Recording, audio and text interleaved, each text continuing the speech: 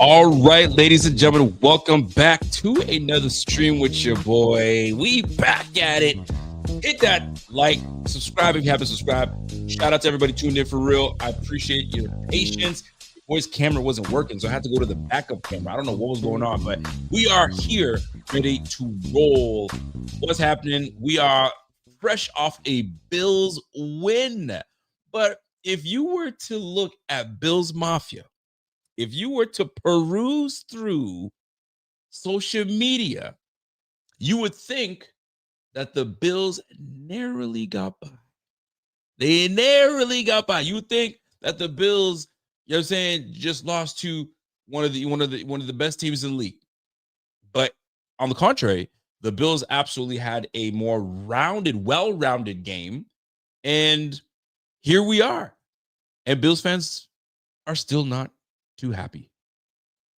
And I'll tell you what, I'm in the camp of this is what we call a empty win. Sometimes people call this an empty win. Like it was a win, but like it didn't feel as strong as I would have liked it to. Well, I'm not gonna sit here and talk about this by myself. I'm gonna bring on one of the best looking social media guys on the net. If you haven't seen this brother, Cocoa Butterskin, this boy is eloquent, speaks smooth as ever. Ladies and gentlemen, Carl Jones. I'm brown skin. You feel me? I'm out here with my brown skin vibe, man. Brown skin vibe. You right though. Bill's Mafia. That's my guy. That's my guy. What's good, my G? I'm good, man. You been good? Hey, listen, man. I was out of town, so this is one of these.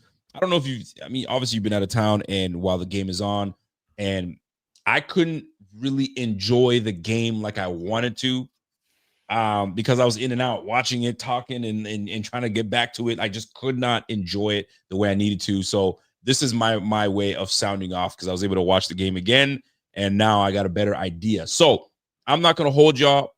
Let's get right into it. Let's talk about overall your thoughts on this game overall. Carl Jones, talk to me. Well, yeah, coming out of a bye week, you wanted to see a team hit the ground running and have some success. Yep. And all week, facetiously or not, people were saying, hey, the Panthers aren't in your weight class. What type of performance are you going to get? And I thought the Bills did, at least on the scoreboard, what you were supposed to do when a team that is not in your weight class and you dominate them. They dominated them on the ground, and then defensively they put a whooping on a quarterback who they were supposed to do that to. Now, you can say like, hey, is that sustainable? Whatever the case may be. But the Bills can't do anything about that on that given Sunday. They can dominate who's in front of them, and that's what they did to Andy Dalton in that battered up Panthers offensive line. So all in all, I think that's what it's encouraging to see coming out of a bye week where there were some concerns about maybe playing down to their level of competition, and they really took it to the Panthers down there in Charlotte. Do you believe in that? They played down to those guys. I mean, this is the NFL. This is the best of the best, right? So do you fall for that, or every week is a different week? There's a different matchup. There's a different beast on the other squad. What are your thoughts on that when you hear, we should have waxed these guys even worse? Well, I think there is something to that because these guys are still human like you and I. Like maybe they have look ahead spots. Maybe they aren't as in tune with stuff. I mean, I'm not about to sit over here and act like they cyborgs and like, oh yeah, like they locked in all the time, yada yada yada. Like, right. Nah, man. Like they hear all week, they watch the film like you and I, and they think somebody's sweet, they think they soft, and they may not take that matchup as seriously until they get hit in the mouth a few times. So I think there is some credits to that. I wouldn't say that's a every week thing, but to sit up here and say that it never happens, I think that would be a little bit naive. It is a little bit naive. All right, so you gave your overall thoughts. I'm gonna go right to the defense because you're a defensive guy.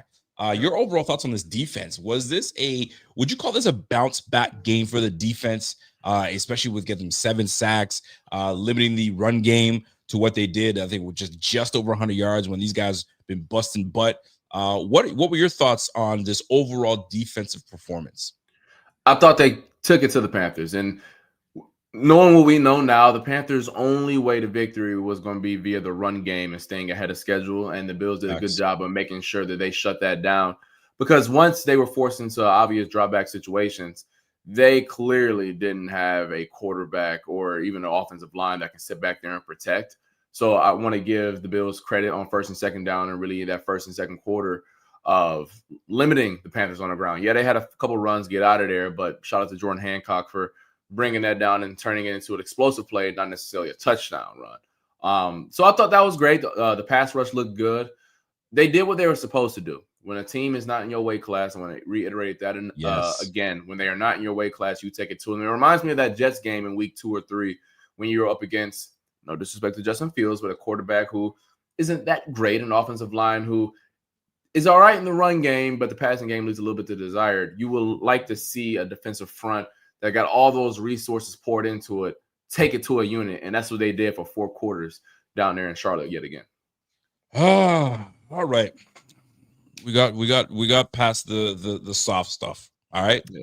Let's get to the nitty-gritty. And I want to more specifically talk about the rookie Max Hairston. Your boy, our boy, the rookie. All right. So your overall thoughts on Max Hairston. As you talk about Max Hairston, I'm going to share a screen. All right. And that was of your page. And you went out there and you took most of his snap coverages and you kind of pinpointed it. So talk me through it. Your thoughts on Mr. Hairston and how he performed in this game against the Panthers. Talk to me. So he had 27 total snaps, but he only had 12 in coverage. He wasn't targeted. Now you're going to see this and like, oh, there's a target right there. Well, Jordan Poyer committed a holding right there, so that technically wasn't a target.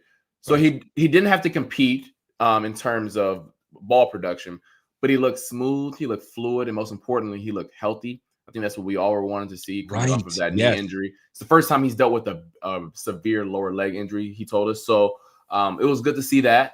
Encouraging to see that athleticism transfer. Now, once again, there's some, I don't want to say asterisk, but you just want to add some context to it. The Panthers receivers outside of Tetero and McMillan aren't great. And Christian Benford got the Tetero and McMillan assignment in terms of following him. Now, they moved to the slot a few times and went up against Taryn. And then the quarterback wasn't ideal either. However, you can only, once again, guard who's in front of you. And I thought for the most part, he looked fluid. He looked smooth. Some of the traits that we were looking forward to coming out of Kentucky, I saw it Sunday.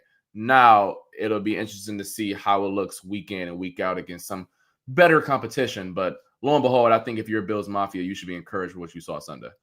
So if you were to give Max Hairston a grade, the Carl Jones grade, too soon to grade, would you say?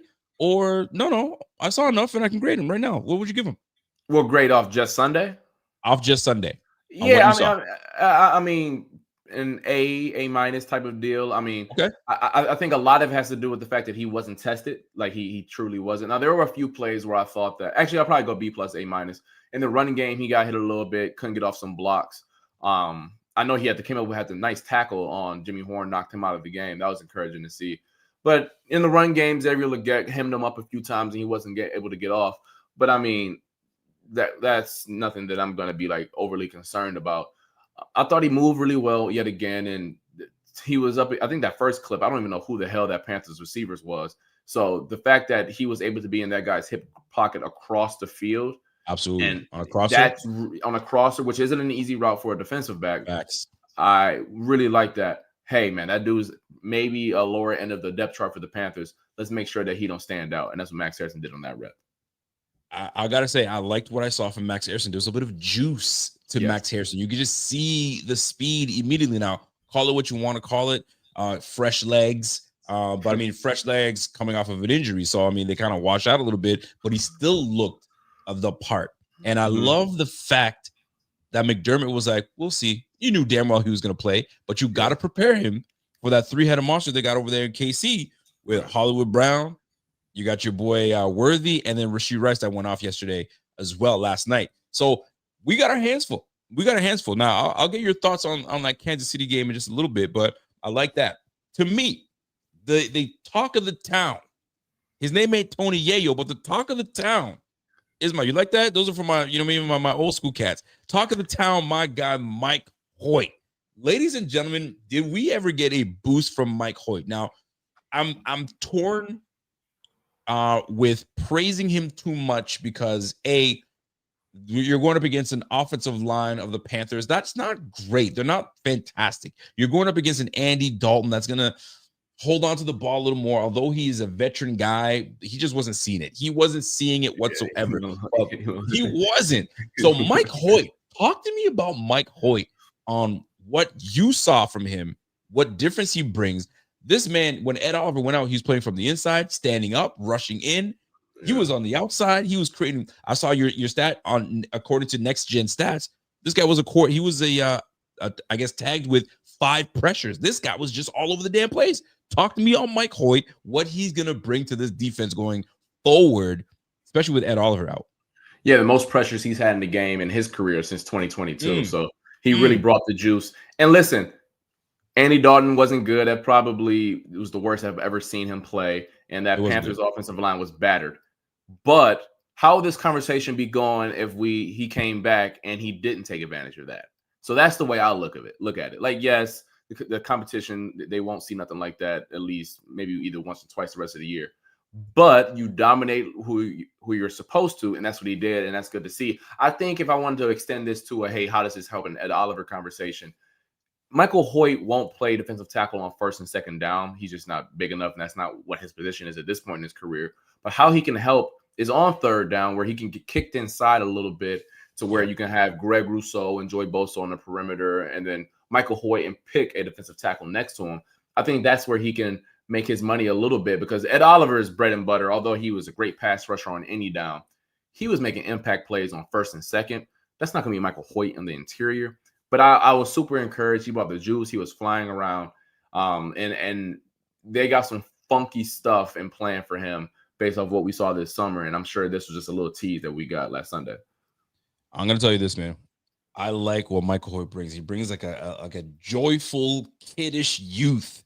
And then it just jumps everybody. You got Greg Rousseau playing a lot different. You got AJ Epinesa playing a lot different. And the fact that Ed Oliver goes down is such a bummer, because right when you think this defense, okay, we're getting back the boys, we're about to make a run defensively and really help this offense out, you lose a big blow in Ed Oliver.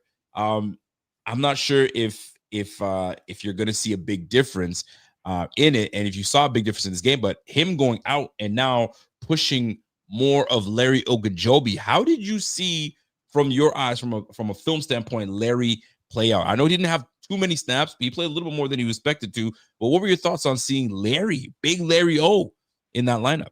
Yeah, he's solid. I don't think that he's a player that they brought in that's going to be some splash play artist and who's going to pop as often as Michael Hoecht did. But they're going to rely on him and need him a lot more. Obviously, with Ed Oliver down, Daquan Jones probably out for at least this week, if I had to guess.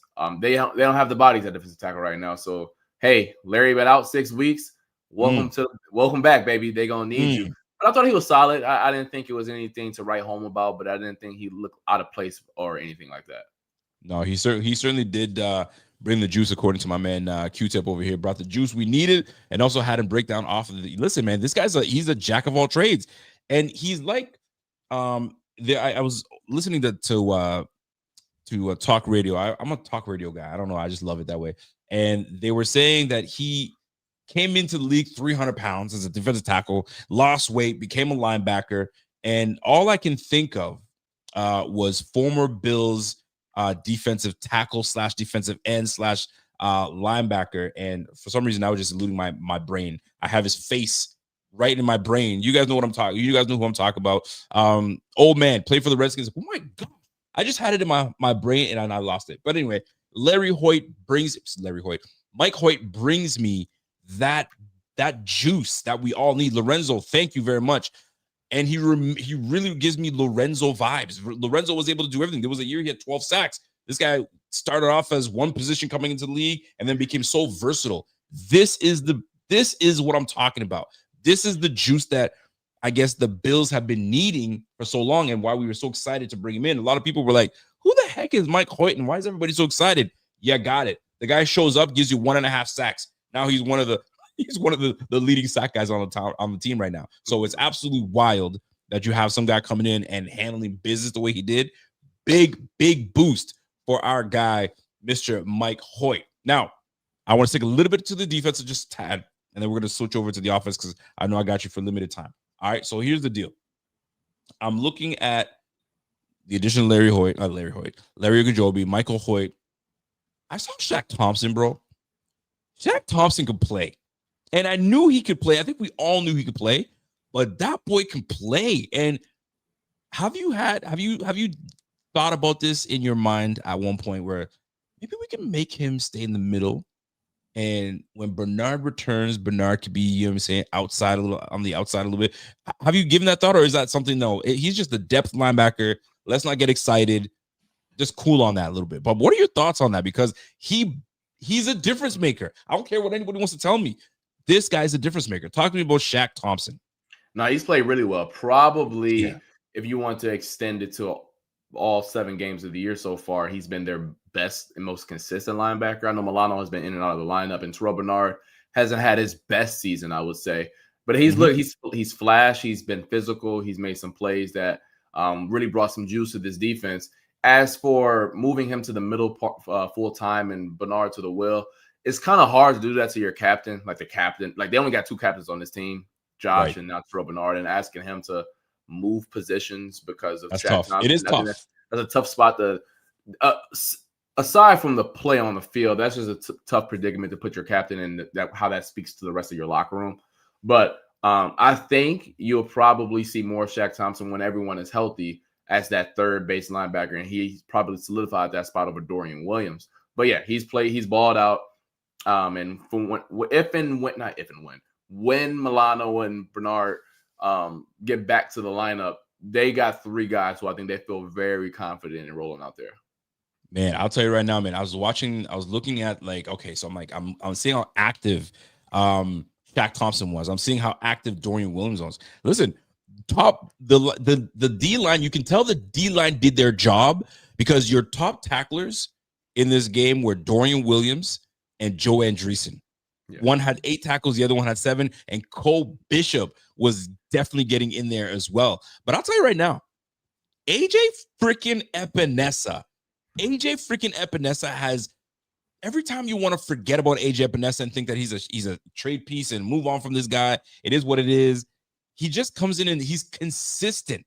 This guy is, I think this is the 2nd time he's had an interception off of just a screen, a batted ball down. And I love the fact that he read it to a T. When an old lineman does this, I knew exactly what was coming my way, got in the way, boom, and he almost took that to the house. AJ Epinesa has surprisingly been active and more active than I anticipated because we got Joey Bosa there. Now we got obviously Greg Rousseau, Michael Hoecht coming in. This guy is still there. The depth at the defensive end is unbelievable. I love what I'm seeing, and I'm hoping that this was the spark that this defense needed, just enough for the offense to wake up, which makes me segue right into the office and into the offense. James freaking Cook.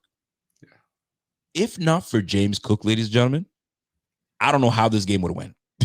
I do, and I sincerely say that. I don't know how this game would have went. It would have been tight right to the end. Maybe we would have went to four OTs, just like the Jays and the Dodgers, for crying out loud. I don't know how this would have went down, but ladies and gentlemen, I got to say this. I've said this before. I'm going to have to do another apology. There's another apology out there. I was not familiar with your game, James Cook, because this brother went for 216. Not one lick of a reception. All this was done on the ground. James Cook is that dude. And I'm telling you right now, he is absolutely in line for Offensive Player of the Year. And you know what? Sprinkle a few more games like this, he will be in line for MVP conversations. Your thoughts on our guy, James Cook's performance against the good old Panthers, strengths against strength? I mean, he balled out. I mean, if he's had so many games this year in his young season where he's, I don't want to say carried the offense, but he's been the fuel to this offense, having successful nights. 40 points ain't nothing to sneeze at, and he was a big part of that. And you talk about the big plays. I think the most impressive part about James Cook's game is his ability to turn a 2-yard gain into 5, or his 3-yard gains into 6 or 7. All that hidden yardage adds up and keeps your offense on schedule. And or the fact where he get hit in the backfield and he can somehow turn it into 1st and 10, or it would have been 2nd and 12, and now all of a sudden it's 2nd and 7. That hidden yardage adds up for an offense that is struggling in the passing game.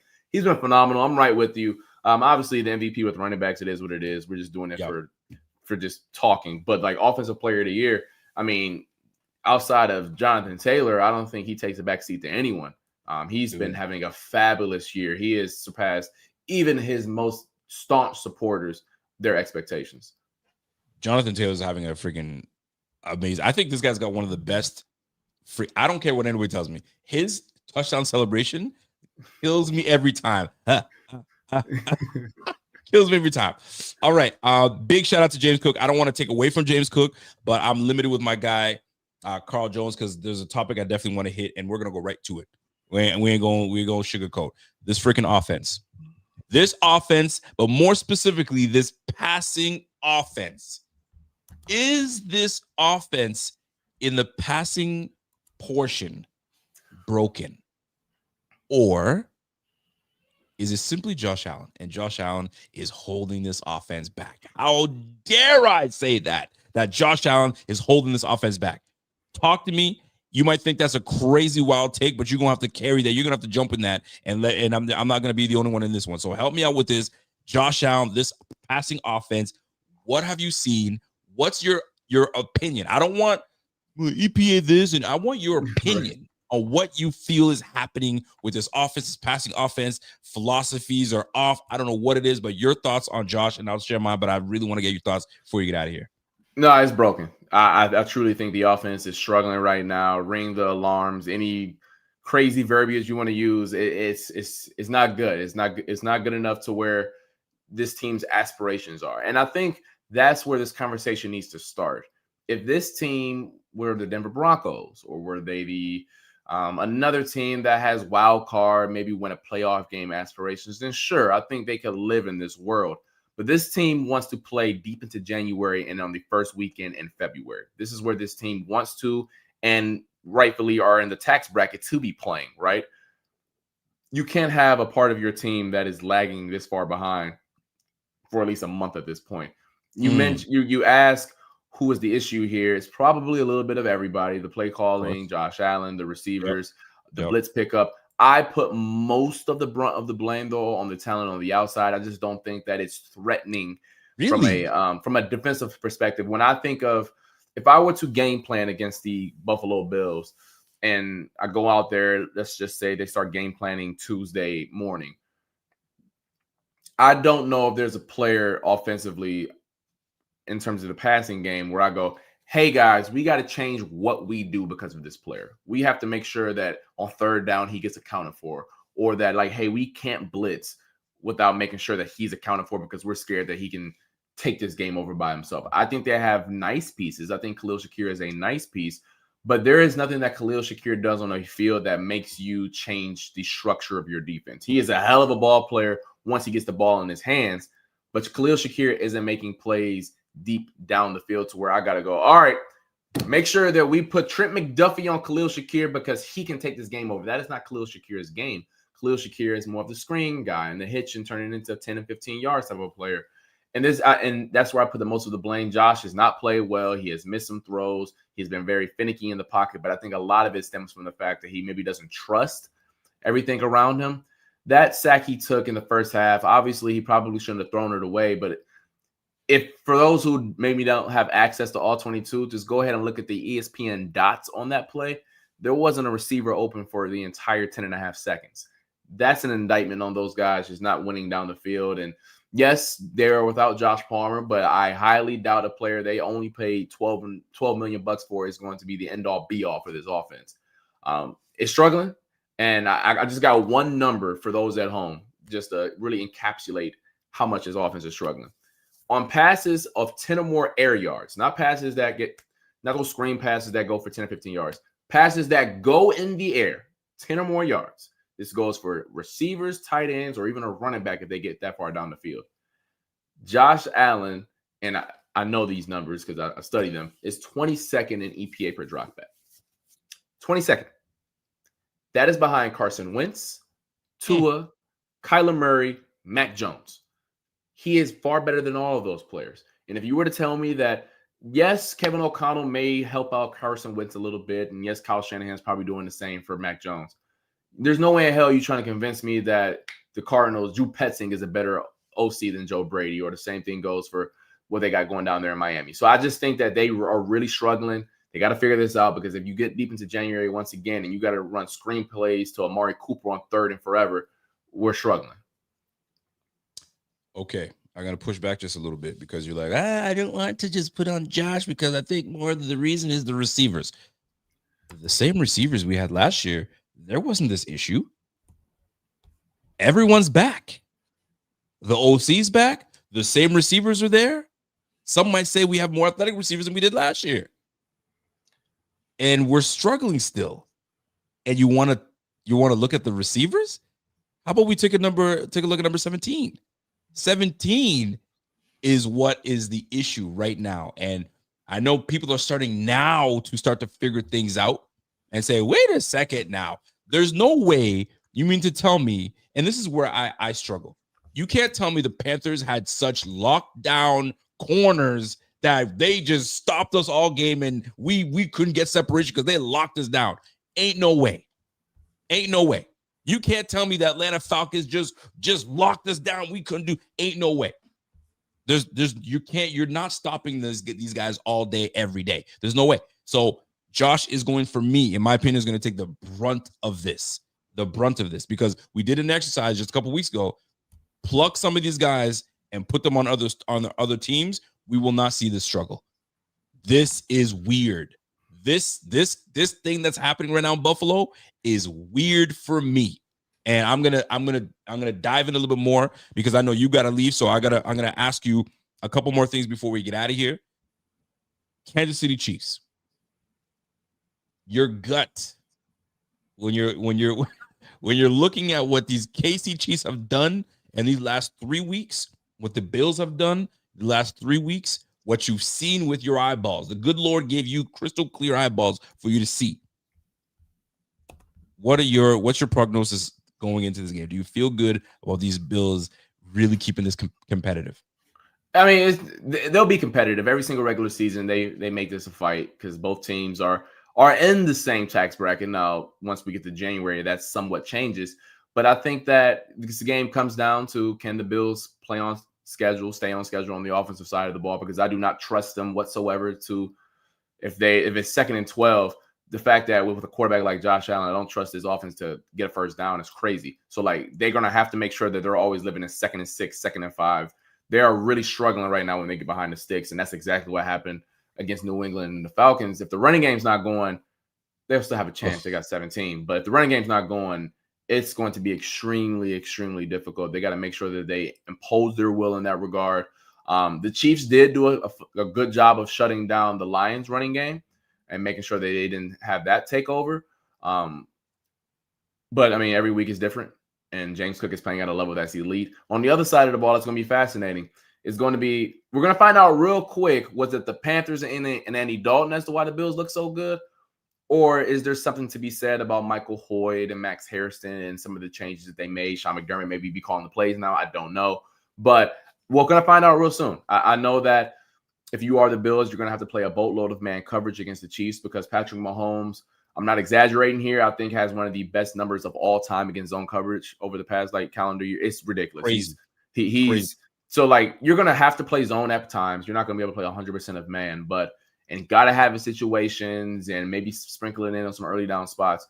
You're going to have to be willing to get in the face of these receivers. They're not the biggest guys, Xavier Worthy, Hollywood Brown. You're going to have to play with some fire a little bit, and I know some people are scared about getting beat over the top. Well, if you play zone, you're going to get beat. There is no ifs, ands, and buts about that. His ability right now to dissect stuff pre and post snap is something we've legit never seen before. But hey, get in their face. This is what you draft Max Harrison for. This is what you pay Christian Benford the big bucks for.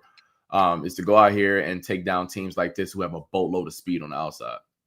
Man, it's gonna be fun. It is gonna be fun, ladies and gentlemen. I would have loved to talk a little bit more to my man Carl Jones, but camera was off and it was timing wise. But I gotta respect this man's time, because he's gotta go and make that bacon. Let people know what's going on. What do you have coming up? Especially, with the podcast and all that stuff. Talk to people. Let them know where they can find you. Yeah, for sure. I'm gonna sit down with All Pro Poe tomorrow, or whatever day it is. All Pro Poe getting the sign. Let's go. Yeah, gonna sit down with him. Obviously, a great player to talk to ahead of this week. All the battles and wars he's had against the Kansas City Chiefs. So get to sit down with him. That'll be all on my socials. Put out some snippets of that. That'll air for those who live in Western New York on Buffalo Bills kickoff live at this point on Channel 4 or wherever y'all living. And then my show, The Mafia Huddle, will drop again Thursday. We'll be talking anything and everything Kansas City Chiefs. You can find it on any streaming platform, Apple, Spotify. I don't know what the hell they listen to these days. And also be on our app, WIVB Plus Smart TV app. Make sure y'all check that out. But it's going to be a fun week. Fun week. I always look forward to this week every single year. It's cool when the city of Buffalo and the Western New York area is the center of the football world for a day. And that's what it's going to be from 4:25 to 7:30 come Sunday afternoon. No doubt. And by the way, because I know you're a Cleveland guy, tell your boy stop crying. He took the money, shut your mouth, and play for the team that you decided to go for. You had every opportunity. You said you were holding out. And all of a sudden, I love Cleveland. I want to. You knew exactly what was coming your way. Hush your mouth. Get paid and get your stats. You ain't gonna win nothing though. You ain't gonna win a damn thing. Anyway, Carl Jones. Hey, you pay me money, I'll go anywhere. Love y'all. Y'all be safe. Be easy. Peace, man. My guy Carl Jones in the building. Listen, if you guys have not followed him, go ahead and follow him on socials. I believe it is _Carl Jones. Go ahead and Carl Jones. That's who you want to go and follow. That's my guy right there. I love getting his insight. So his socials is Jones11 _Jones11 _ Go ahead and follow him on Twitter, X, wherever you want to call it. All right. He's lucky I took it easy on him. I was going to try to press him a little bit more on Josh, but I mean, I got to respect his time. So now it's my turn. All right. Come after me. I'm 40. Well, I'm there now. All right. Let's talk about this Bills game. Let me bend my beak back a little bit. You know what I mean? I'm not gonna be like Bot bends his like crazy.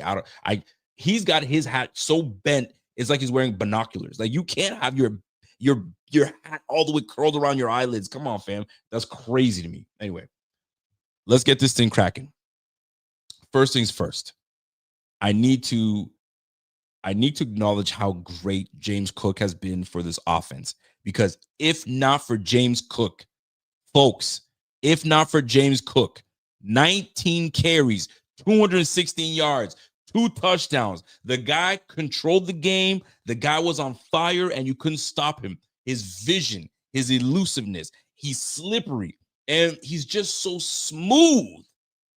I'm telling you right now, Offensive Player of the Year is loading. He is having a phenomenal year. And if he keeps this up and as smooth as he was running, we might be seeing this guy lift that hardware and say, yo, I'm back, baby. I'm back and I got my money and I'm worth it, because that boy was on absolute fire and he deserved every bit of the love that he was getting and every bit of the love that he's getting now. The guy's got 126 carries this year. He's already at 753 yards rushing. Folks, this brother is on pace for a historic year for himself, right? He's gonna be making some breaking records of his own PRs, his personal bests, right? So his PBs. So love what I'm seeing from this guy. He's already got 7 touchdowns. Folks, think about it. He had 16 rushing touchdowns last year. This guy is on pace to crush that. Let's keep it going. My guy is on fire right now. He's tied for, what is he, 4th in the league in rushing touchdowns. He's averaging 6 yards a freaking carry. Ladies and gentlemen, 6 yards a pop. 6 yards a pop. He didn't play 2 games. He's been in every one of these games. He's got 6 yards a pop, and he's got a 753 yards rushing, and he's not even being introduced in the passing game. Wait until they use this guy everywhere. Shoot, he might shoot up and become a freaking MVP. Now, I might be getting a little ahead of myself, but my goodness, this guy's playing. He is hands down the best offensive player on this Bills squad, and it's not even close. And you guys already know, I'm not sure about James Cook. If you see me like this, that means that brother deserves all the love that he's getting. He's playing lights out. The best offensive player on the squad. Big shout out to James Cook. Now, let me go to the defense, because this can't go away. You got to give love to the defense, because we love to poo-poo on this defense. We love to sit there and talk about what they're not doing and how much they are allowing, and they're not disciplined enough, and they're this and they're that. They're playing with their food, if you will, if you catch what I'm saying. These guys came to play. They understood the assignment. They got some juice back. And I'm telling you right now, they looked good against the Panthers. But Rico, it's the Panthers. The Panthers are 4-4. That's a 500 team. This team was on a 3-game win streak, and they're running the heck out of that football. And when teams smell blood, just like Bijan Robinson did, they go for the kill. And the Bills had to stop the bleeding. They took 2 handfuls of gauze and shoved that into the wound. They shoved it into the wound and packed it tight, and they stopped the bleeding. And did they ever? They really did stop the bleeding, and that defense looked good. 7 sacks for this defense, led by AJ Epinesa. I mean, I'm not even going to say, like, I can't believe I said AJ Epinesa. No. Led by the likes of AJ Epinesa. This guy was all over the field, man. 4 tackles, three solo. Not only that, he had a sack and he had an interception. He had a tackle for loss, and he almost took one back to the house. Amazing job by the defense. Shaq Thompson. I continue to show praise to Shaq Thompson. If you guys remember in the offseason, when we signed Shaq Thompson, I was absolutely excited about this. I said, guys, this is a great signing. And at the time, we had all these linebackers on the team. And I was like, this guy is not only going to make this team, he's going to get significant playing time. Because when he played for the Panthers, this guy was a Pro Bowl type player. This guy is the real deal. Yes, he's older. He's had some pretty serious injuries, but you can see why he was who he was when he was with the Panthers. And the fact that we got him on this squad gives us great depth. Now, what I'd love to see is Milano and him together paired up. Obviously, you want to get Bernard in there as well, but Shaq Thompson cannot be on this bench. He needs to be on this field, because not only does he have the ability to be on the field, but he's got the knowledge, he's got the awareness, and you can see whether you want to call it Shaq Thompson was who made this happen, but the interception by AJ Epinesa, it all started with Shaq Thompson pointing at AJ and pointing at the line, and sure enough, what do you think happened? Into interception.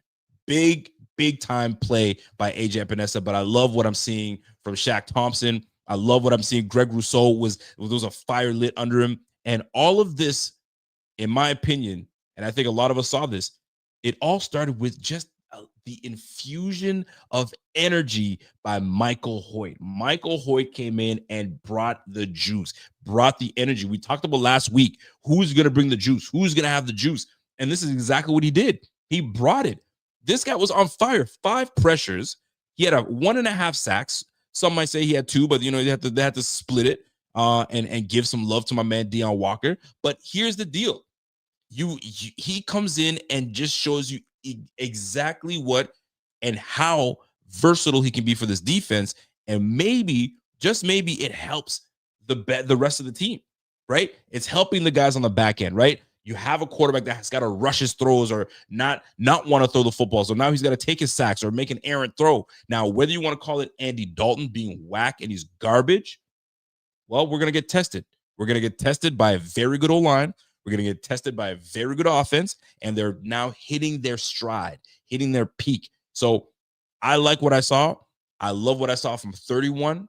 I love what I saw from 47. I love what I saw from 37. And I love what I saw from 24.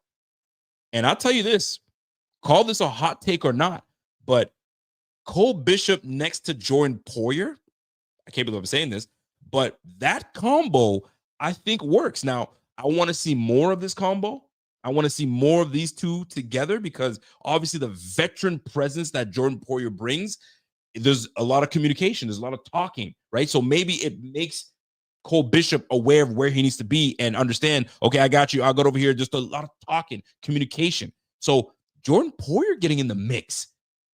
I might as well throw number 21 in there, because that back end with those guys in there, I'm intrigued by it. This is a huge test coming up against the Chiefs. I'll be real right now. I don't feel good about that game. I don't feel good about it. I'm going to be real. I'm going to keep it a buck.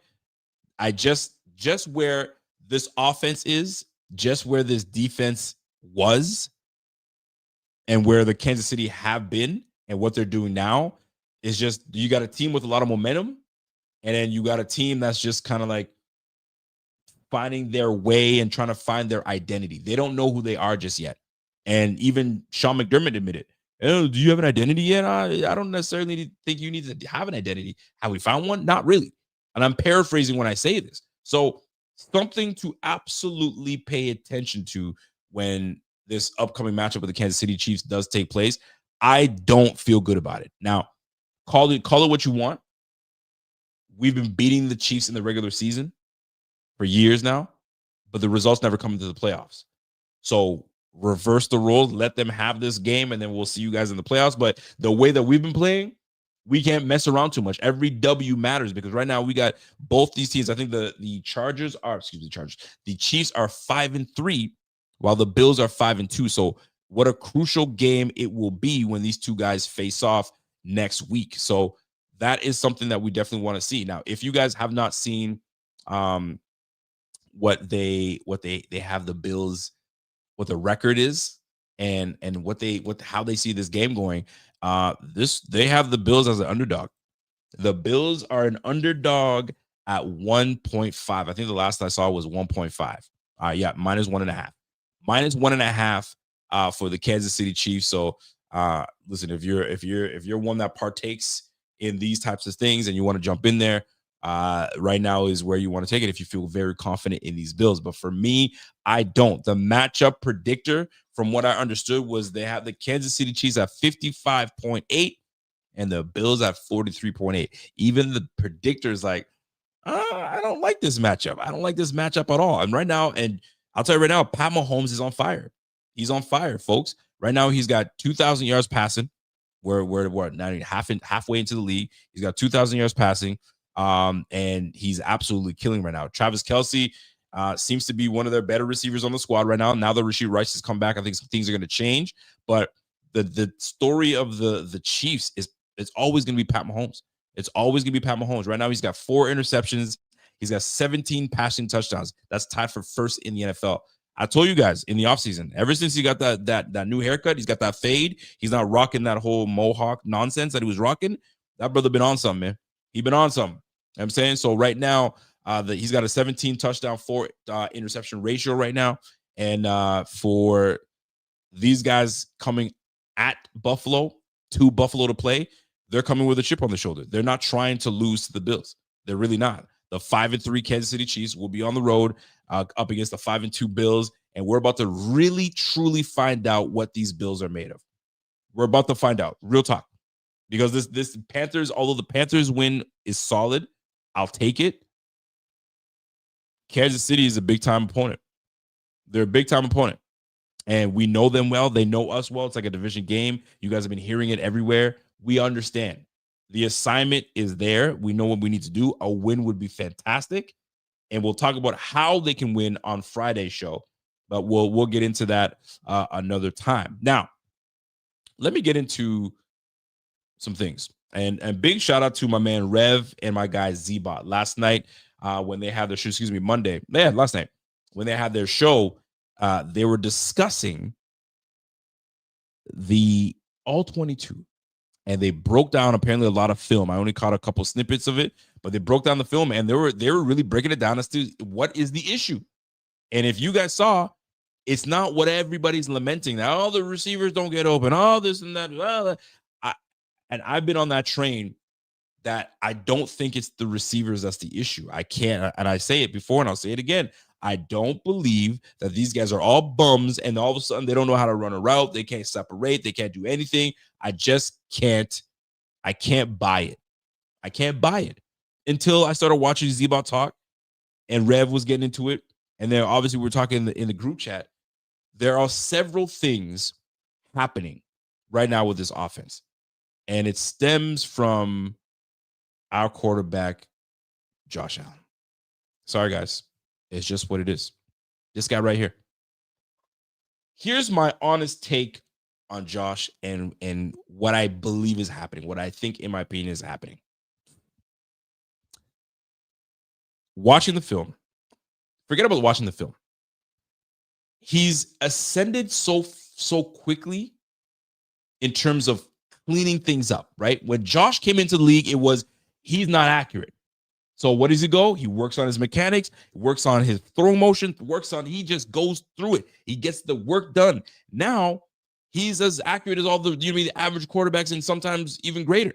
He's nice like that. So accuracy is not the issue. Then it was he turns the ball over too often. It's true.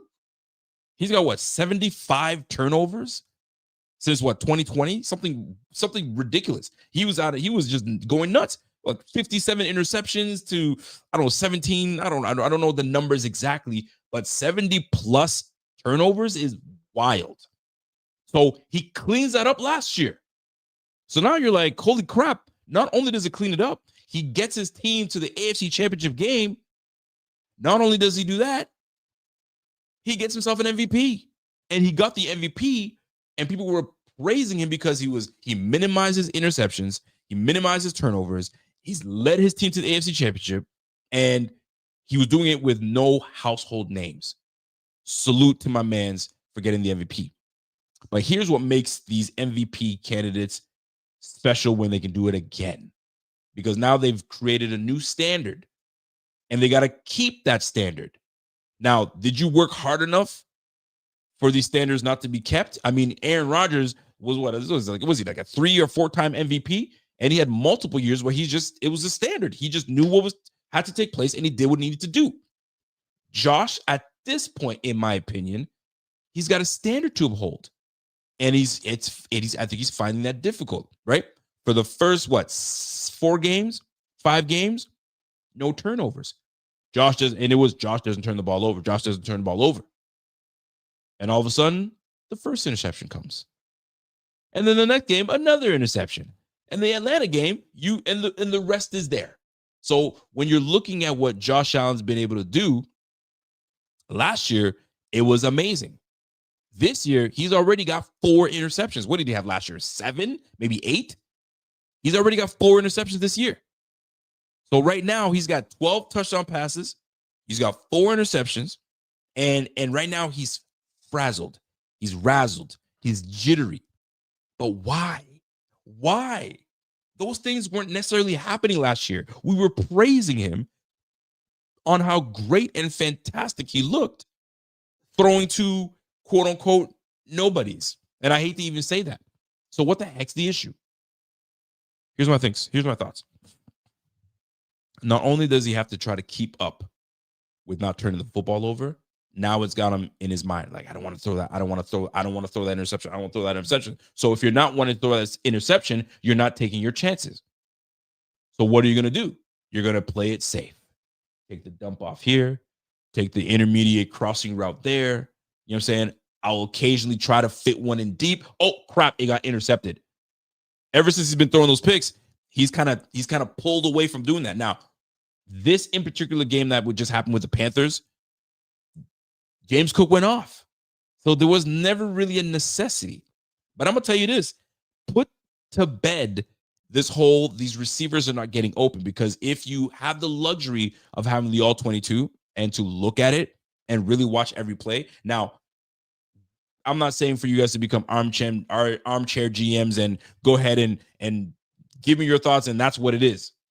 But I'm going to tell you right now, man, I'm not buying that these guys aren't getting open, because I saw multiple times that Elijah Moore was open. I saw multiple times that Keon Coleman was open.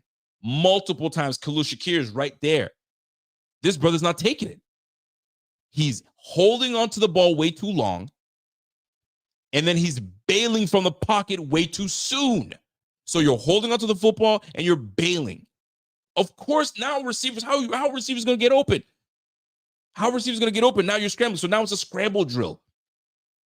Now I went from running my traditional route to now I'm like, oh, I got to come back because he bailed from the pocket. There are multiple times that Josh did not need to bail the pocket, but he did. What's the issue? Well, you don't have trust in the O-line now? The one that protected you, had you least sacked quarterback last year? Nothing changed there. So what's the deal? What's the deal?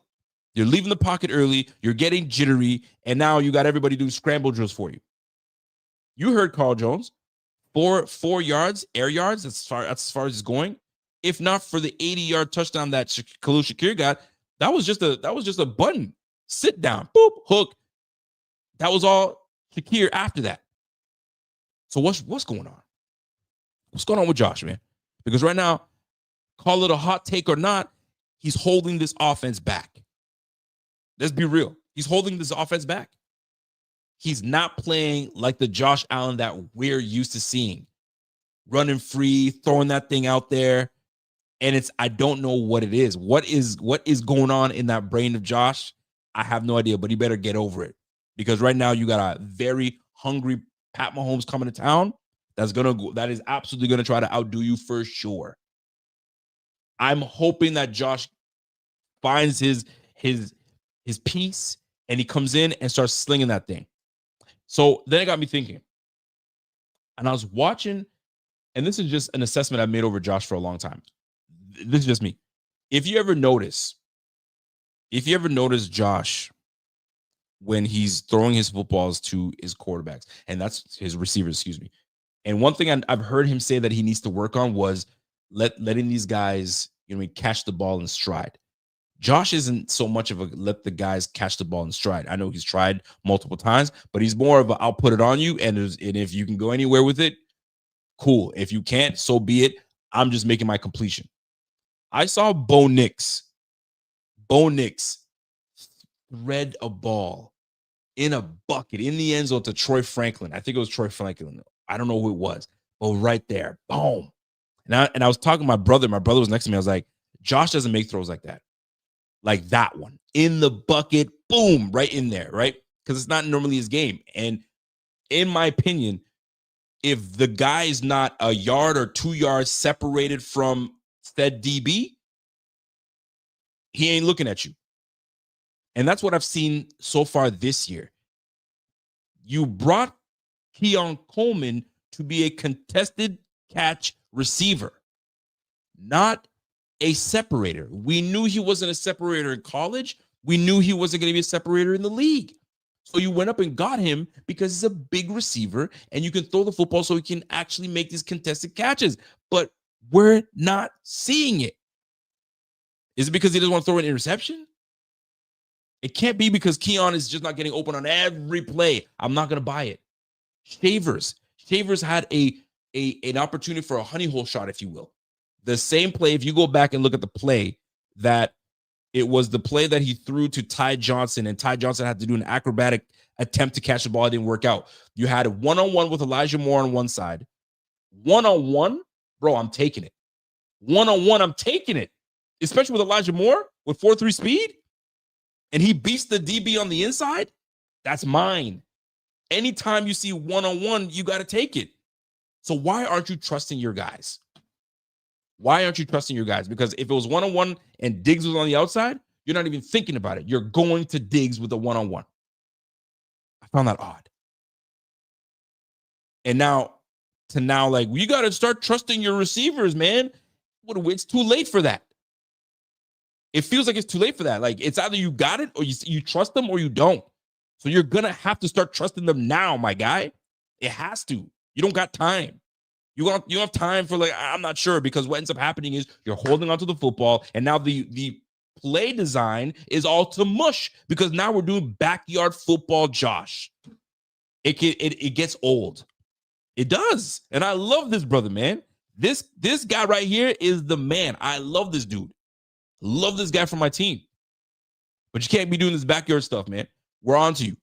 Everybody's on to you. Make him roll right. And if he rolls right, he's going to buy time as much as possible. Defensive backs, hold your water. Defensive linemen, don't just contain. Do what you need to do. And now you see the results. Look at the results. Look at the last 3 games and tell me what you see. Do you see Josh fitting footballs as much as you can? No. If the guy's not 2 yards, 3 yards wide open, or at least separated, he ain't going to you.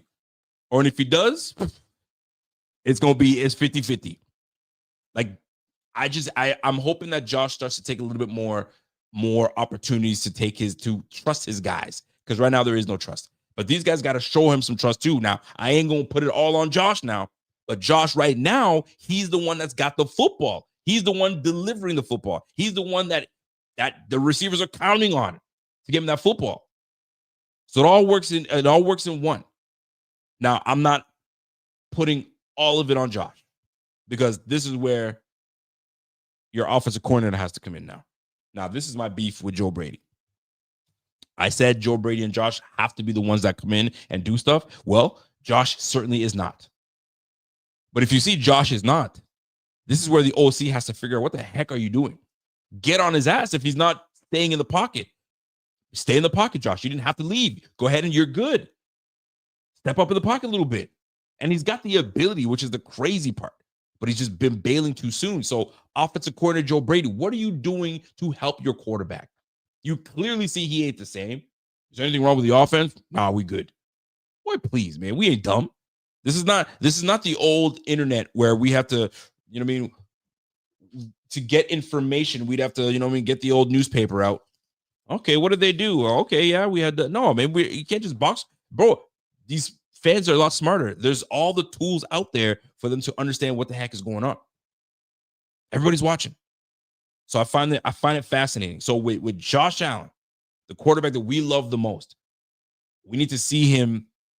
We need to see the old Josh. And then you now have people saying, well, what needs to happen is we need to go trade for a receiver. Now, what exactly is the receiver that we go trade for going to do in an offense that doesn't push the ball deep? Go get Raheem Shaheed. When you look at separation from Raheem Shaheed, he's right in the mix with the guys on the squad. So what exactly is Raheem Shaheed going to do? Go get Chris Olave. It's not happening. Go get. Okay, go and get said receiver. AJ Brown. Go get AJ Brown. AJ Brown's going to be just as frustrated in this offense as he was with the Eagles.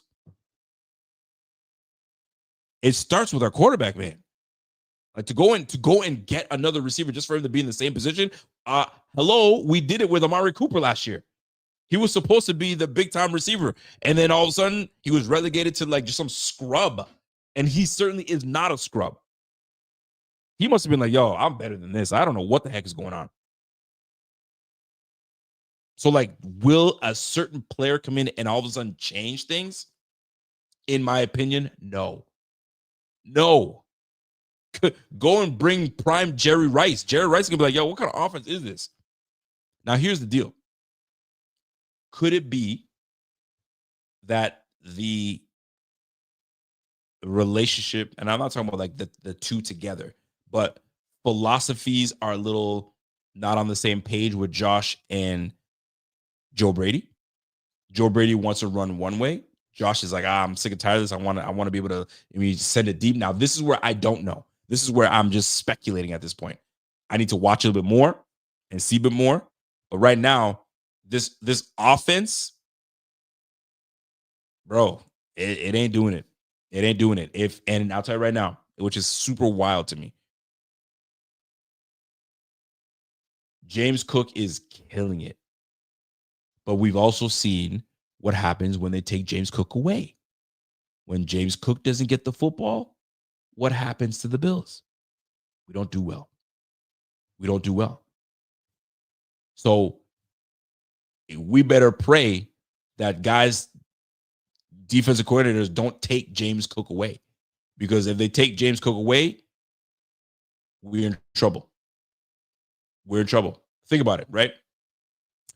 Miami Dolphins, James Cook, 19 carries for 108 yards, 5.7 yards a pop, 1 touchdown. W.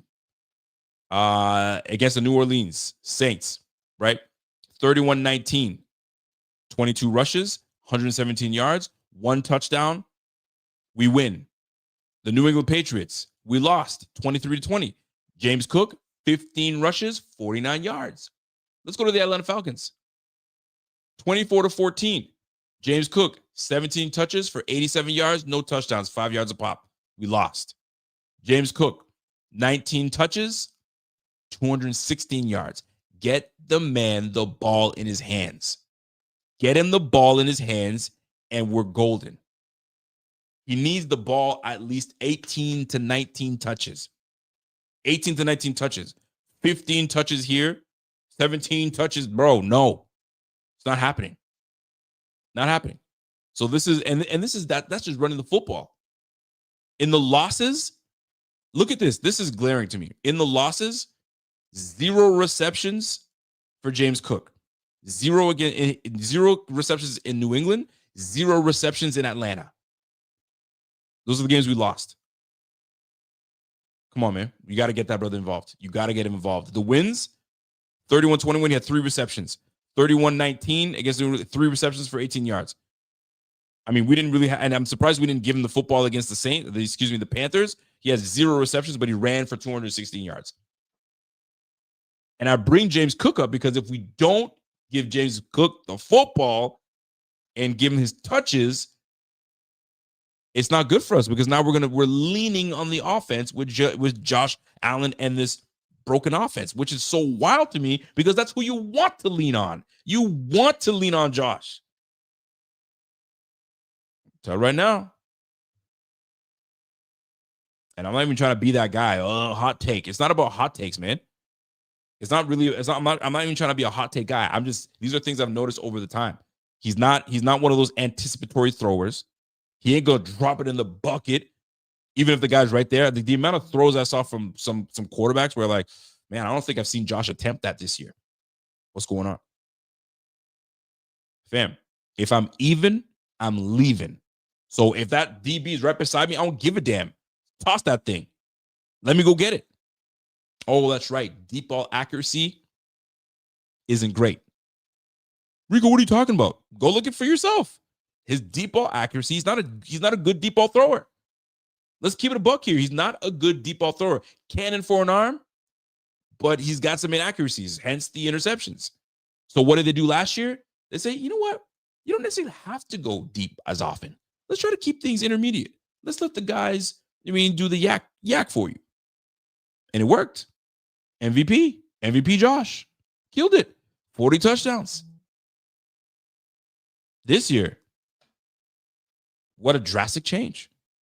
So that bye week, I was hoping that they would have, come together and figured out what the issue was and how we're going to get back on track. It looks just as broken as it did 2 weeks ago.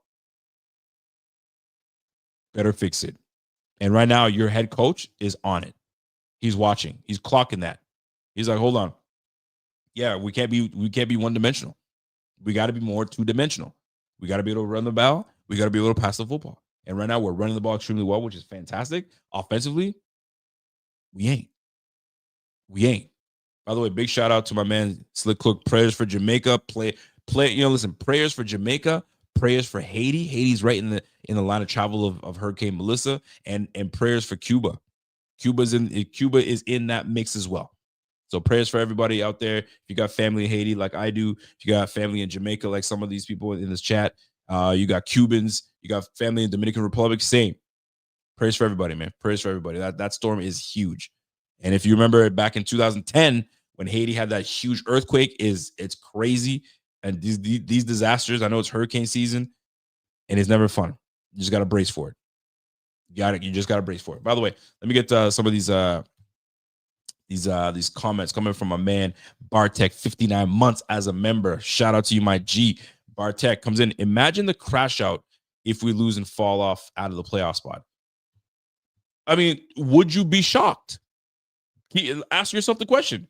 The way that this offense has been playing, and has as inconsistent as his offense has been playing, and as inconsistent as his defense has been, would it shock you if the Bills didn't make the playoffs? Ask yourself that, honestly. By the way, Richie Fresh, what up, Rich? Rich says Allen's in what? Year 8? Hate to critique and be like this, but he needs to wake up. There's no excuse. Watch him ball against KC makes no sense. He should ball against KC. We'd love to see it. Now, here's another thing. We paid Josh Allen $330 million. Sir, earn your keep. Because right now, you ain't earning it right now. You ain't earning it.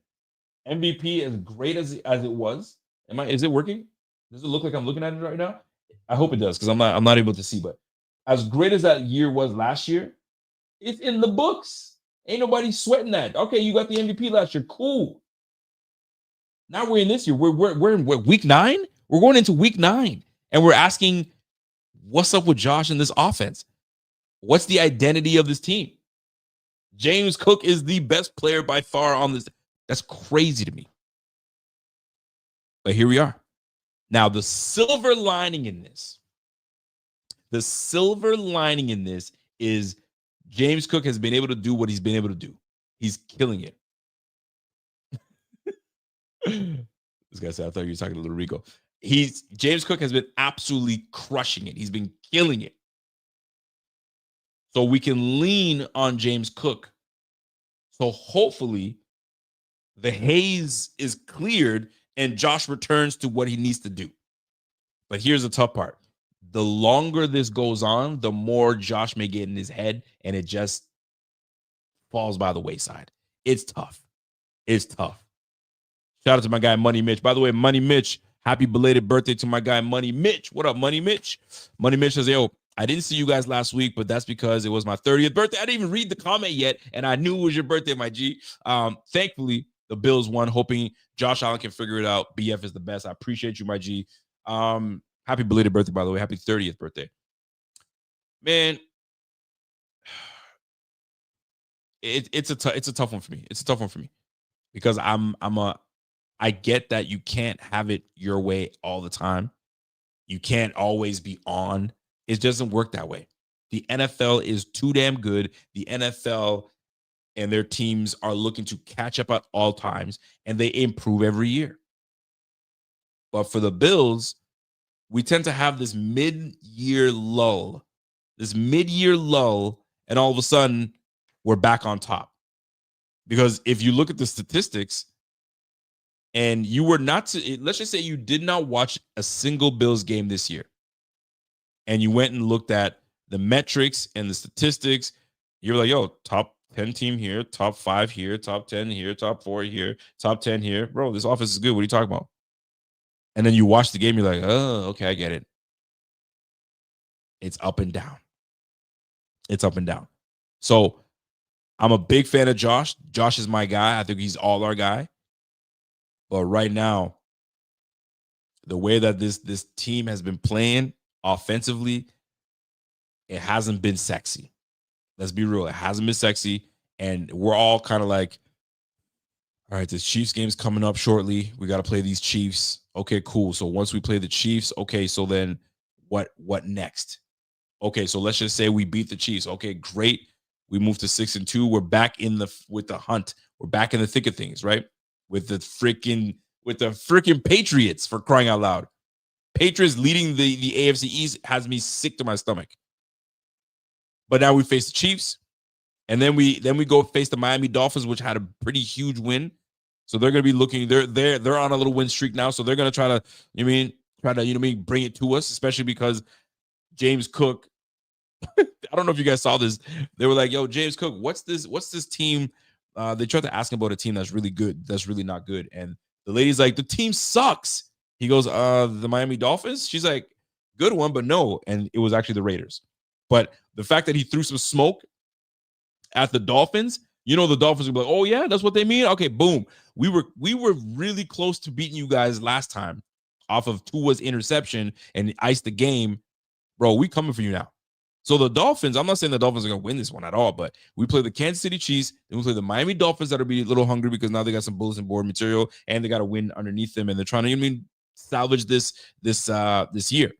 Then we got Tampa, and then we got Houston. So things don't get easier for the Bills. I'll say what you want about Houston, they still got a damn good team. They got a damn good team. Tampa, legitimate. Baker Mayfield, all these boys. I mean, now they're banged up a little bit, but I think they should be getting Irving back. Egbuka has been killing it. I'm just saying, man. And then we got Pittsburgh after Houston.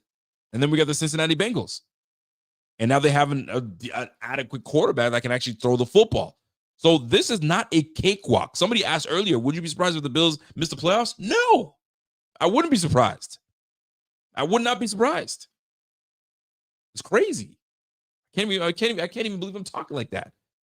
But sometimes you have to be honest with the team that you cover. You got to be honest with the team that you watch every Sunday. That's your squad. It's just the way I'm looking at it, folks. That's just the way I'm looking at it. So let me put a button in this Josh Allen situation.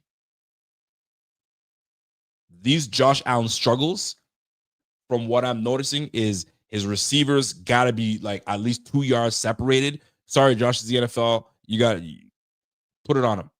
Let's start throwing a little bit in these windows.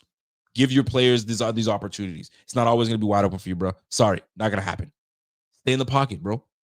This brother doesn't like what he sees. A little bit of pressure. He's not even staying in the pocket. He's so great at being elusive and getting pocket presence. He's been bailing, which is super odd. So then obviously when you bail, now all routes are all broken. So you got people running all over the place. My man Carl Jones is like, did you see the dot? The dot of him circling all over the place? Yes, because he's leaving the pocket too soon. Now, there are some legitimate reasons that this brother has to leave. Let's not get it twisted. But my goodness, man, it's been awfully, it's odd. It's been odd. I'm not used to Josh doing what the things he's doing now, because the things that he's doing now was early career Josh, leaving the pocket sooner than he needs to. Wow throws, bro. Chill. If you're gonna throw interceptions, throw them picks. I'm gonna tell you right now. Who was it? It was Kurt Warner. Kurt Warner was an MVP. And in that MVP year, he threw 22 interceptions. 22 interceptions. And his message was, bro, I won the Super. Excuse me. He went to this. I think it was the year he won the Super Bowl. Actually, it probably was. Point he was trying to make was, I threw 22 interceptions and I still won the MVP of the league. So throwing interceptions is not the end of the world. It's what you do with the offense that you have and what you're doing. So if Josh has to take some of these chances and do what he needs to do, then that's but there's no reward if you're not taking any risk. These 4-yard dump offs, these swing passes you're not even taking, you have a clear check down to James Cook and you're like, bro, no. I thought we changed that. You're going to take what the defense gives you. If it's there, take it. But you're going to have to take some shots as well, my G. Ugh. It's frustrating, man, because like I'm talking as if we lost this game. Super proud of this. Super proud of this team. Defense really showed out. You kept this team to what, 9 points? Heck yeah. We'll take that. But when the defense gives you back the football, more specifically the passing offense, we got to be better. Did you see Josh's completions? Let me tell you something. When I was looking at Josh Allen and his, not even his completions, his attempts, he had 19 attempts. Okay? Pardon me. He had 19 attempts against the Panthers. Of the 19 attempts, all right, how many attempts went to running backs and tight ends? So Dalton Kincaid had 3 targets. Dawson 1, that's 4. Jackson Hawes had 3. There's 7. And Ray Davis, 8. 8. Almost half of his passes were to tight ends and running backs. His attempts were to tight ends and running backs. That's wild. Khalil Shakir, 7 targets. Keon Coleman, 4. There's your 11 targets. There's your 11 targets right there. Elijah Moore, 4 targets. Nah, we got to be better. We got to be better. So now, will this offense start to look like the offense that you want it to look like once Palmer returns? Because we got a small sample size of when he was in the game where what it looked like it was going to be. And then he got hurt. So I'm going to tell you this. The Bills going up against Spagnuolo, I don't like it. Spags, he's watching all these teams do us dirty. He's like, okay, I see what's happening. Josh doesn't like a little bit of pressure. Okay, so we're going to blitz the shit out of him. Let's blitz the heck out of him. Let him get uncomfortable. And then he's going to start leaving the pocket. And then we got him. Dude, that's not sustainable. Not sustainable. That's not sustainable. You can't have that all day where you're scrambling all day. Backyard football. Dude, no. Let's have some structure. All right. Before I get out of here, let me read some of these comments before I dip out of here. If you have any comments, chats that you want me to go ahead and read on screen, this is your opportunity. This is it right here, right now. What are your thoughts with some of the things I shared on Josh Allen? Are you in agreement? Do you agree with some of the things I shared? Are you more like, yeah, you made some good points with here and there, but I mean, I didn't really agree with this. Let me know. This is your opportunity to chat it up with me and see what's happening, man. So let me go ahead and hit some of these comments in the comment section. I'm scrolling up, by the way. So if you see my eyes are to the side here, it's because I'm scrolling up. I got Deku Hero says, Josh is not the problem, bro. What we want him we want him to be Superman regular season. Then when playoffs start, what do we have? It makes it easy for defenses to hone in on Josh to make plays. We need more playmakers. I'm never going to disagree with lack of playmakers. I think every quarterback in the league wants playmakers, but you got what you got. Here's the thing. Josh is the one who requested, he's the one who requested Keon Coleman. I would have loved to see what route they would have went if not Keon Coleman. If he didn't really want Keon Coleman, I would have really loved to see where they would have gone. But Josh is the one who handpicked Keon Coleman. I want Keon. That's the guy I want. And it just hasn't been working out. I just don't think that it's a Keon issue. I don't think that it's a Khalil issue. I don't think that it's a Kincaid issue. These are good weapons. These are good weapons. And right now, I mean, I know this is such a small sample size, but I mean, when you saw Mitch Trubisky throwing the football, didn't it look like super smooth? Like you could just throw that thing, no problem. I mean, Mitch Trubisky came in. What was the play? I think the play that Josh broke his nose and he had to leave the sideline. Mitch Trubisky comes in, first snap, hits Palmer in stride with a guy on his hip. You don't see Josh do that. Go ahead and find me the throw that you see Josh is throwing in contested, like on a route, like consistently. I'm talking about consistently. So I mean, it's just we're gonna need to see a lot more from the $330 million quarterback. That's all I'm saying. We need to see a lot more from the $300 million quarterback. Invader says if nothing else this season should show us never to get too comfortable. We got our GM bumping his gums because and averaging 30 points like it mattered in 2025 and teams caught up to our offense. Hell yeah. I'm with you on that one. He was running his mouth, no doubt. He was definitely running his mouth and he felt good. And I felt good about it too, because we were putting up 30 points a game. Boy was I wrong, and boy was he wrong, and boy were we wrong. You know what I mean? It don't mean a damn thing what you did last year, bro. What did you do for me today? What did you do for me yesterday? And what are you gonna do for me tomorrow? Last year's last year, bro. Richard Fresh says, yo, we may be cooked, man. Spags gonna send the house. I'm gonna tell you right now, Spags is such a great defensive coordinator. He's been watching everything, and he's probably seen how Josh has been not the same, and he's seen that he's leaving the pocket sooner. Bro, Karlaftis, Chris Jones, get him. Put some pressure on. So the O-line is going to have to give Josh a clean pocket. Josh is going to have to trust that pocket and deliver. And you will see it. If he stays in that pocket a little longer, he's going to deliver. Elijah Moore can be used. Elijah Moore, I repeat, Elijah Moore can be used. But we are here. Let's go get Rashid Shaheed. What exactly is Rashid Shaheed going to do for us? That we can't get out of Curtis Samuel and we can't get out of Elijah Moore. I don't want to hear that. Utilize the guys that we have right now. We have the speed right there. Because that's what Shaheed brings, stretching the field. We don't have that in Elijah Moore. Give me a break. Give me a freaking break, man. I ain't buying it. I ain't buying it, kids. I'm not buying it.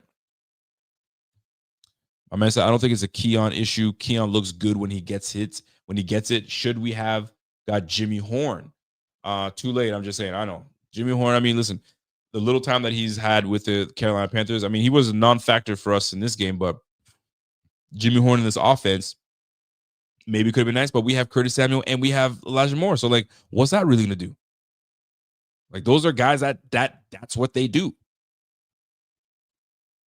Rich Professor Rico getting to the point. Mitchie biscuits, right to the point, baby.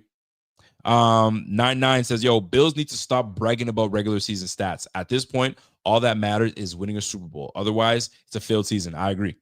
Ain't nobody trying to hear that. And that's why today on Twitter, there was a guy on WGR, an older gentleman, and he just went off. He's like, yo, too many fans, and I totally 100% agree with this guy. He says too many fans are just happy with just being good and that we won. We won, so don't worry about it, guys. We won. What are you guys all bitching about? We're good. We won the game 40-9. Golly. Oh, this is Walter? What up, Walt?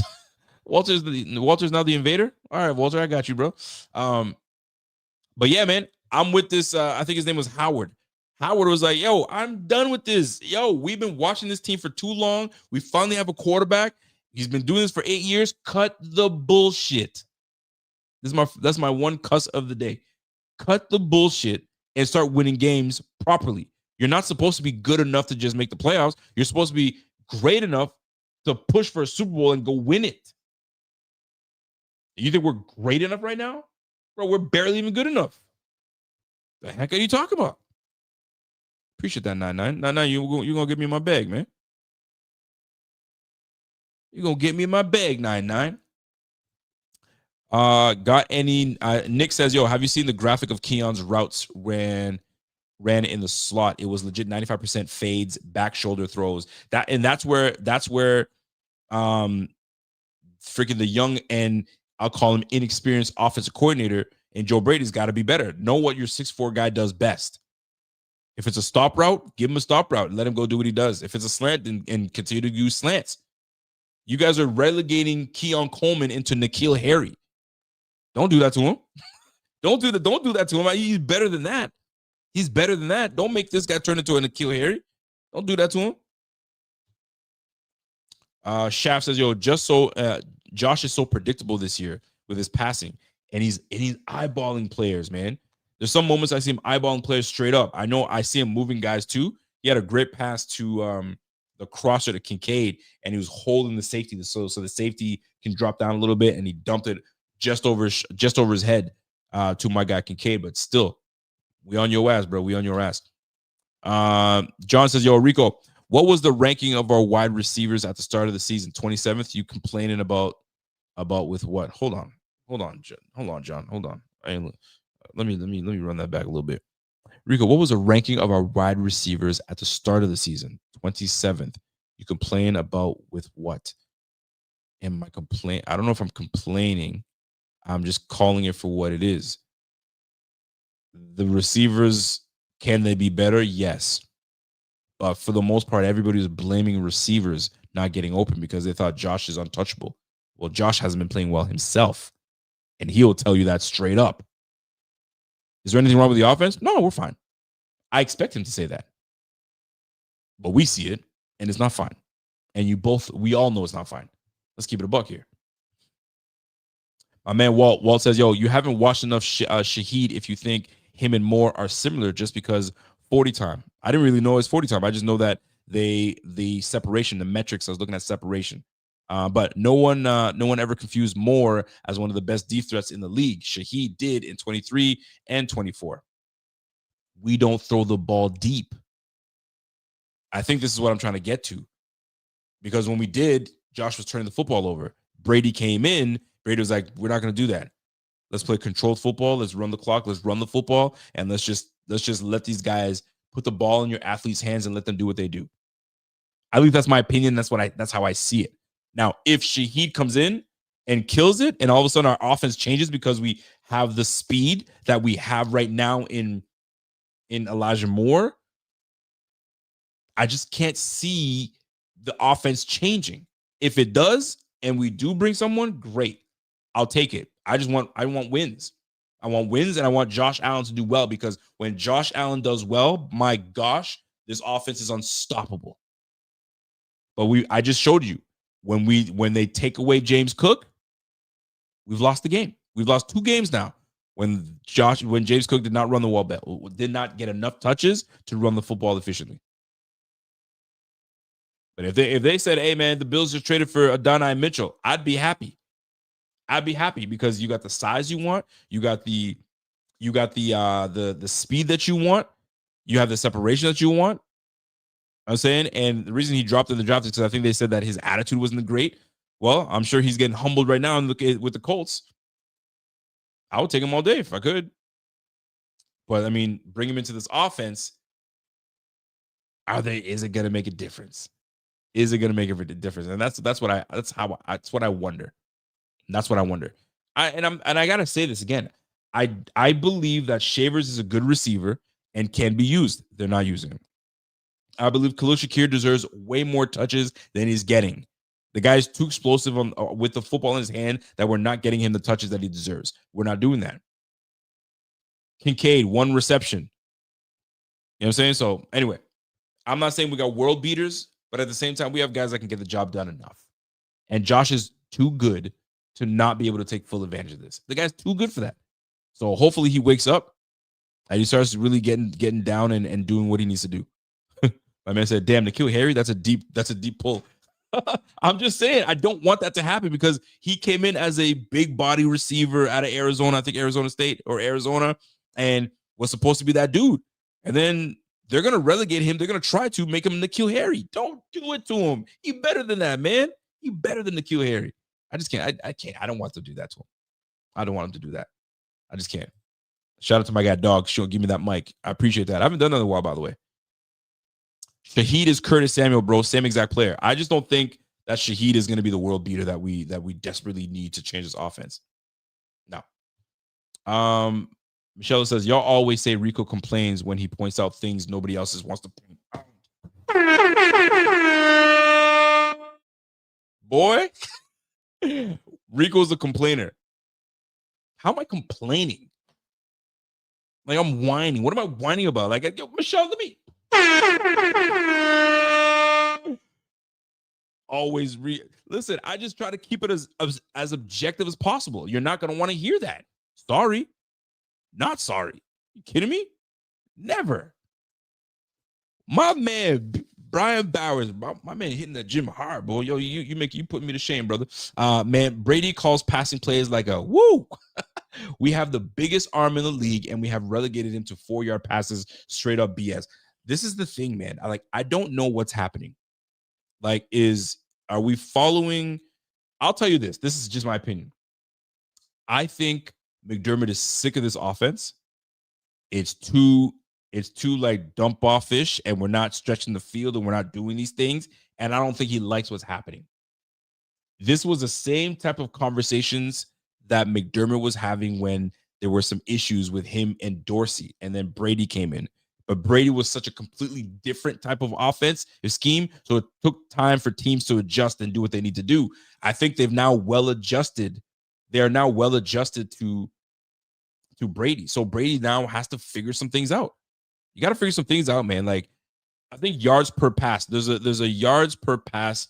Let me see if I can find it. Yards per pass. Okay. Yards per pass on Twitter. I need to show you what this guy put, or her. I think it's a guy though. Absolutely fascinating. So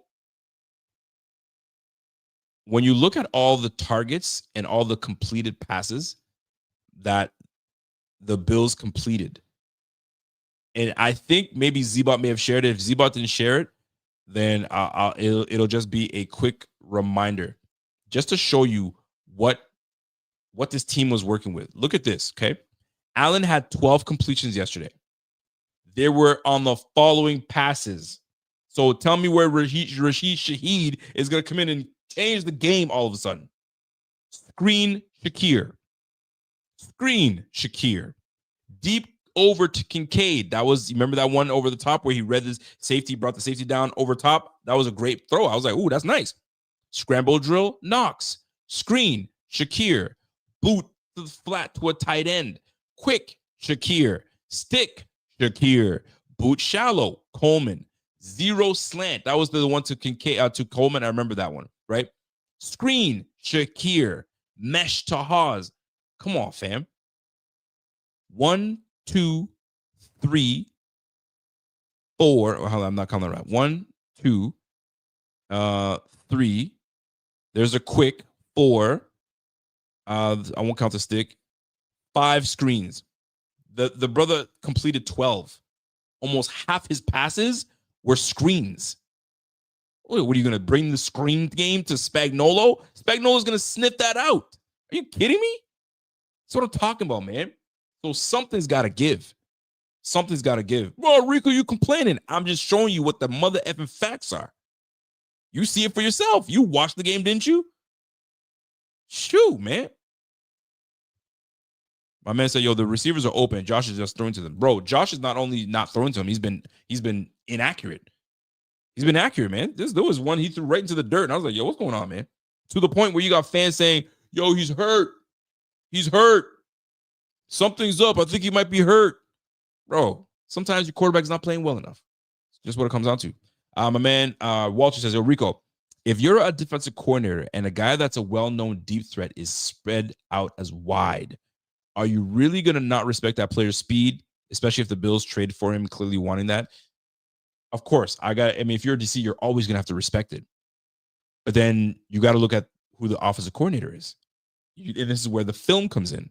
What do they normally do in this setup? Okay, it's 3-by-1. Okay, so whenever it's 3-by-1 and this guy does that, I'm in a scheme more. Now, on the generic, if they brought a guy, like if they brought Tyreek Hill and Tyreek Hill's now on the team and you know they're going to try to go deep, I'll adjust a little bit.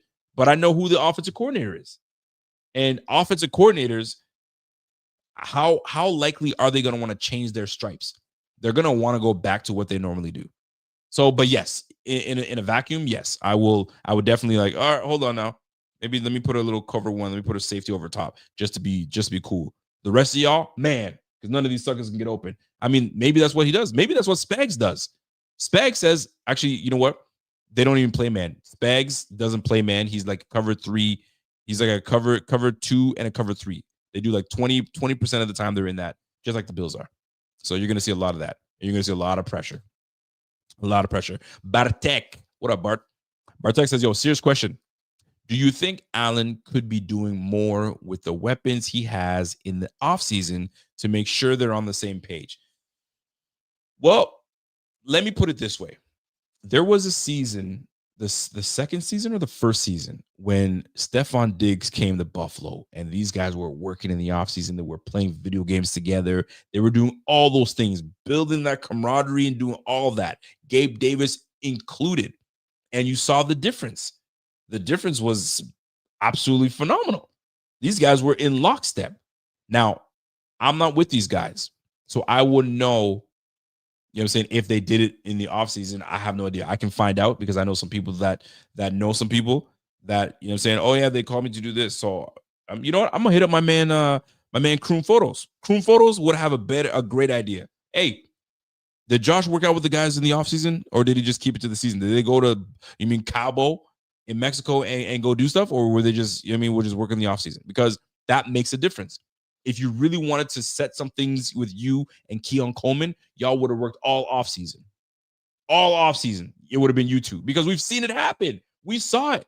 When Josh and all them boys were working together because they really wanted this offense to work with Dable, they were on fire. Have we seen on fire? I'm just saying. Bartek, great question. Great question. Michelle Hallman says, yo, we're not even using Curtis Samuel either. He needs to be used like a low-key Percy Harvin. Ain't gonna do that. And that brother, he can't even stay on the field. So what you gonna do about that? Pierre was on Sunday. McDermott needs to call the defense. Yo, McDermott calling the defense is low-key so great. So great. By the way, 99 Days says, Rico, you are the gold standard because you do not simply drink the Kool-Aid from the Bills front office. I like how you care about your subs, comments, and read them on air. You damn right, bro. Listen, I've been running these YouTube streams way back 2013, which doesn't seem long ago, but is long ago. 2013 is when we started this thing, and then we really took it to YouTube in 2017. So all subs, all comments, all those things matter. These communities die when the person just comes and does their stream and dips. No, bro, this is a community. We got to chat. That's what it is, man. So I appreciate you appreciating that, because that means a lot to me. All right, let me scroll on down, read some more comments, and get out of here. My man Brian Bauer says, "Yo, let's not forget when Brady took over, Stephon Diggs' numbers plummeted. Facts. This is a Brady issue more than it's a wide receiver and Allen issue. This is a Brady Allen issue, because Allen should know better, and he should be able to tell Brady, smarten up. But here's the thing: Allen handpicked Brady. When it was time for them to make a decision on, do you want Brady or do you want me to go get someone else? They said, nah, keep Brady, which makes sense because he was your quarterback coach and he kind of knows how this office works. He knows how you work. They implemented his stuff. Boom, Bob's your uncle. But fam, it's a Brady Allen thing, and I'm not going to stop it. It's right there. It's those two. This offense goes as far as these two want to make it. But if they want to keep giving the ball to James Cook and we run on the the coattails of James Cook, I'll take that. I'll take that all day. Yo, Mr. West, we can have Randy Moss and still won't use him. I mean, if he ain't wide open, he may not even throw it to him. That's my problem, man. I need Josh to start taking that chances, bro. If you throw a pick, you throw a pick. If you throw a pick, you throw a pick. This is what it is.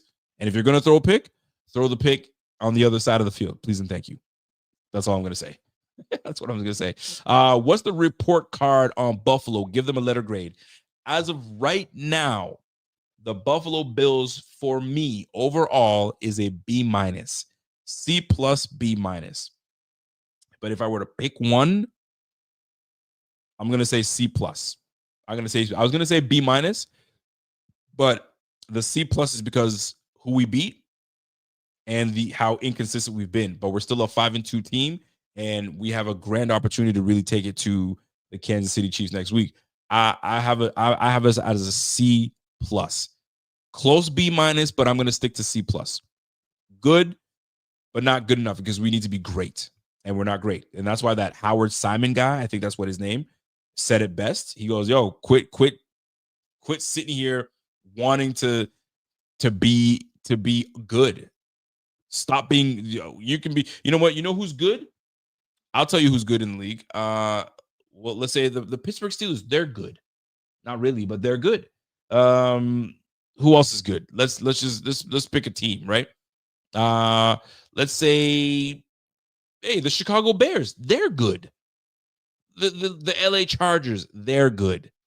I don't want to be good. I want to be great. The team should strive to be great, not good. Sick of that crap, man. Yo, Rico, did you mention that we signed a defensive tackle? No, I did not. I can tell you about the moves that the Bills have made. So we did a couple things. So we brought up, I know that we were looking for a defensive tackle. I didn't know we signed one. I know we brought in, I know one of the names on that list was a notable name. Who was the name that I saw on that? It's not coming to me right now, but I'll touch on that right now.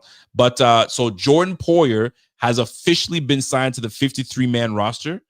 Ed Oliver has been put on injured reserve with an opportunity to come back. When he comes back, who knows, right? So likely gone for the season. If he comes back, that'll be amazing. So Poyer has now been signed to the Bills roster, the official roster. So welcome back, Mr. Jordan Poyer. And I'm not gonna lie to you, man. I think I like Jordan Poyer with Cole Bishop. Those two together kind of do the trick for me. So we'll see how that all shakes out. So Jordan Phillips, also the other defensive tackle that was signed to the active roster. So those are the two that we will be that we should be paying attention to and that have been put on the squad. Now, the Bills, on the other hand, have been they actually are searching for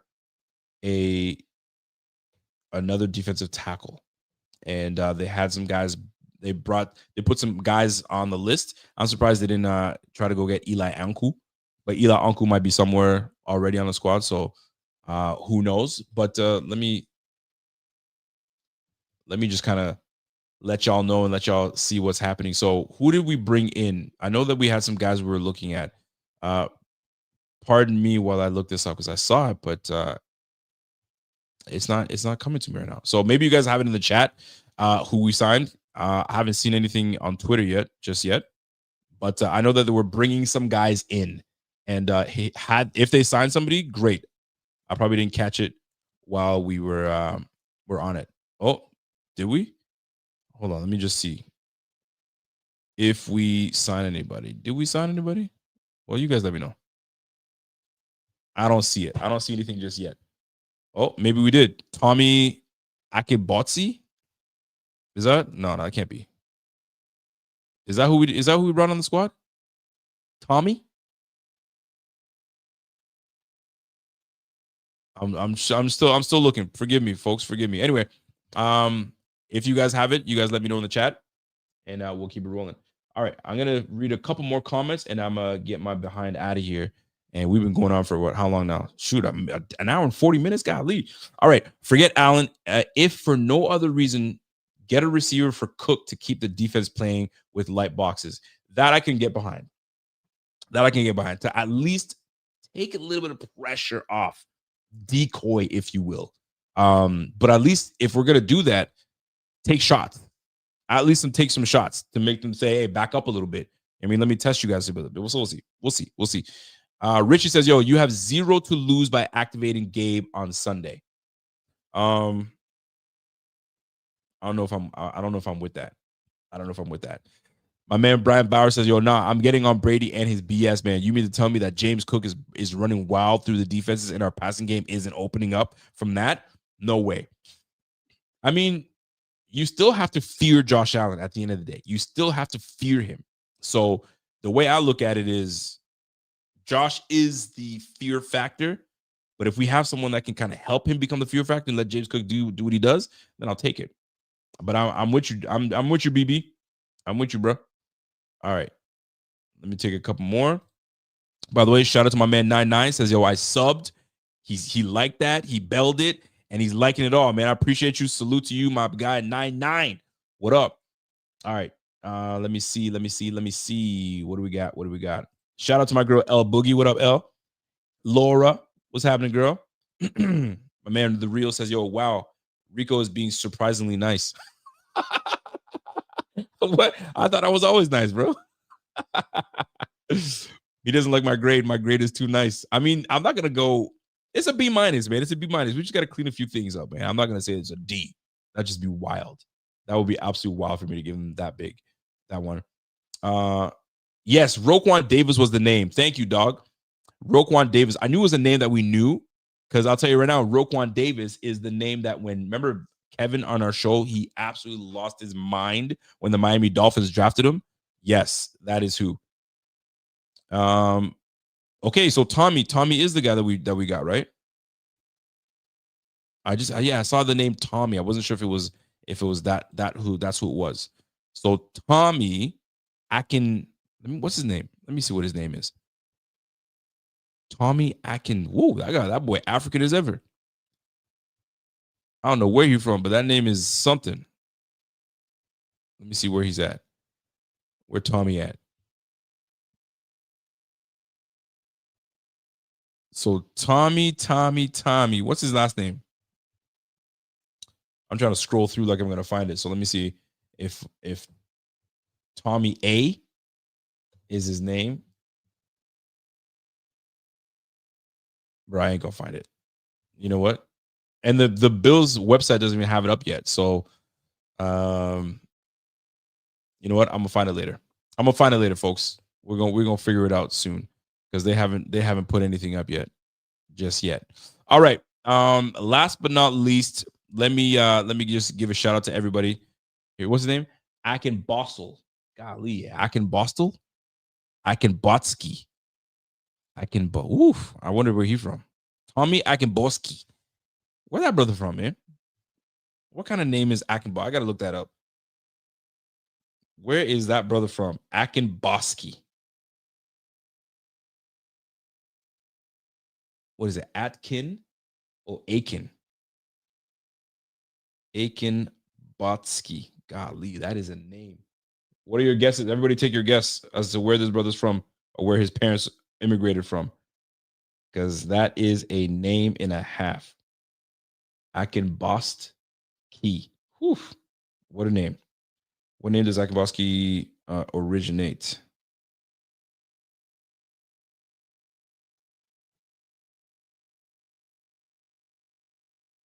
let me tell you, that name originated from Yoruba, Nigeria. We got another Nigerian on the squad. Not Botswana. That's a good guess. Very good guess. But it's listen, you know what these names from, bro. Once you know, you know. I'm from Ottawa in Canada, and we are a very international, multicultural city. You got every nation there is. So I know all last names. I can tell you, I can kind of give you an idea where they're from. This guy is from, he's the Yoruba. The Yoruba people, Nigeria. He's a Niger boy. He's a Niger. Anyway, folks, that is my time. I really do appreciate each and every one of you guys tuned in, showing some love. I hope I didn't miss any super chats coming from you guys. You know, I respect every one of y'all with your super chats because that's your hard-earned cash-ola. So if you did, much love to you. Now, let me just recap before I get out of here, man. Love this team. We're not where we need to be. We need to be a lot better than we are. Defensively, we got a spark. We got a spark. I love that Coach McDermott was the ones calling shots and calling plays or sharing duties, whatever you want to call it. The fact that I saw him with one of these, you know what I mean? Got the mic and he's calling plays like this. I'll take it all day.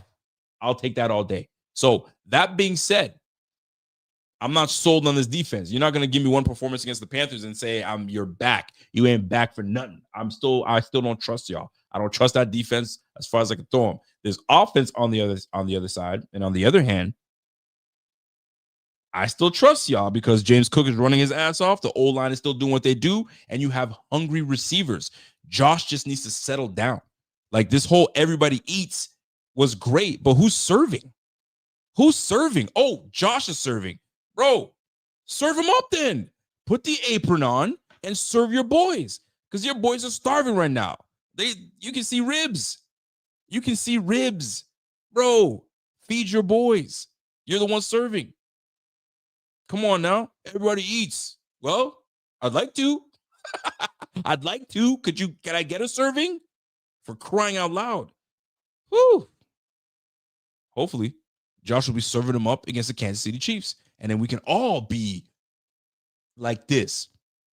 That's all I'm saying. That's all I'm going to say, man. Let me read another super chat before I get out of here. Jay the Truth. What up, Jay? Jay says, yo, Josh needs to start scanning the field a lot better than he's doing because Cook was open all game. The problem is he's bailing out of the pocket too soon. Clean pocket, it's like he's seeing ghosts. He's like, I gotta go. Fam, take a second. Because that extra second allows these guys to kind of creep right open. Boom. And then you're set, man. Because Josh is not being Josh right now. He's not being Josh. Anyway, last comment. Rico, I need help. I'm a Chiefs fan, and I will be there for the Bills versus Chiefs game next Sunday. I am celebrating my wife's 50th birthday. My guy. And we want to hang with Bills fans before the game. Okay. So I need you to stay in the chat. Folks that have been to Bills tailgates, where is my man Clifton? Damn, Clifton, you a black man? Clifton, I don't know many white men named Clifton. And if you are, shoot. If you're a white man with a name like Clifton, appreciate you. That's like old Jamaican man. Clifton. Anyway, recommendations, drop it for my man Clifton in the chat. And you got to go from there. So my man says Hammers Lot. You find the Hammers Lot, go to the Hammers Lot, and have a good time. Every time people tell me go Hammers Lot, people's like, don't go to Hammers Lot. And I ask them why. It's raunchy. Let me tell you something. People that come from other states to have a good time, they want raunchy. They don't want conservative, have a good time, and you know what I mean, have some. No, but they want raunch. They want something to see. They want something to, you know what I mean, to marvel about. I mean, maybe I'm going too far with Marvel, but you know what I'm talking about. So Clifton, start reading the chats. Don't go too far. I'm hoping people will start giving you some options. Hammers Lot. I mean, I don't know any other place to go. I would honestly just walk around, bro. Walk around, hit every freaking parking lot that you want, and have a good time. Because no matter where you go, these people are the best. They're the best. Now, they might not be as nice to you because you're wearing a Kansas City Chiefs jersey. So you might want to tuck that in the back, tuck that in the back pocket for a little bit. And then you'll be cool, be neutral. And then once it's time to party, put your jersey back on and go from there. But even then, they'll still be nice to you. As long as you're not a D-bag, they'll still be great to you. Buffalo folks are fantastic. A1. They are A1. And by the way, El Boogie raunchy is lit. Everybody likes a little bit of raunch. You know what I mean? A little bit of raunch never hurt nobody. A little bit of raunch and some ranch never hurt nobody. Come on now. All right. I think I've surpassed my time, folks. I've surpassed my time. So I appreciate you, everyone. Hit that like before you get out of here. Smash that like. Let's get this video 250 likes, right? 250's like 250 likes. You guys know what it does. Here's what it does. It gets the algorithms jumping, and then you got Chiefs fans that'll be saying, whoa, what's this guy talking about? And then now here we are. So we'll be right back at it again. I don't think we'll be back at it tomorrow because Z-Bot had my man, Thigh Doc on the show. So he pretty much went through all the injury reports. Unless there's a new injury report that happens tomorrow, I'll try to get in touch with Thigh Doc tomorrow. And then we're back at it again on Friday with the pregame show for the Chiefs. That's going to be a 4:00 game. It's going to be a big one. So I tell you what, I will see you guys Friday. Don't not show up. Be there, be square, and we'll catch you guys on the flip. It's your boy Rico. Let me get my jazz on because I'm in a jazz type of mood. I'm in a bass type of mood. So let me pump this in a little bit. We'll catch you guys again tomorrow, potentially. I mean, depending. And then we'll definitely see you guys on Friday. So you guys have yourself a great one. By the way, D-Bot will be having his baby anytime soon now. So if you don't see him for a little bit and it's just me holding it down, my man is being a daddy. You know what I'm saying? But until then, I'm going to be his daddy, and we're going to be doing the show together. So you guys have yourself a great one. And until next time, it's the Rico Report. It's the Buffalo Fanatics. Smash that like before you guys get out of here, and we'll talk to you guys soon. Peace.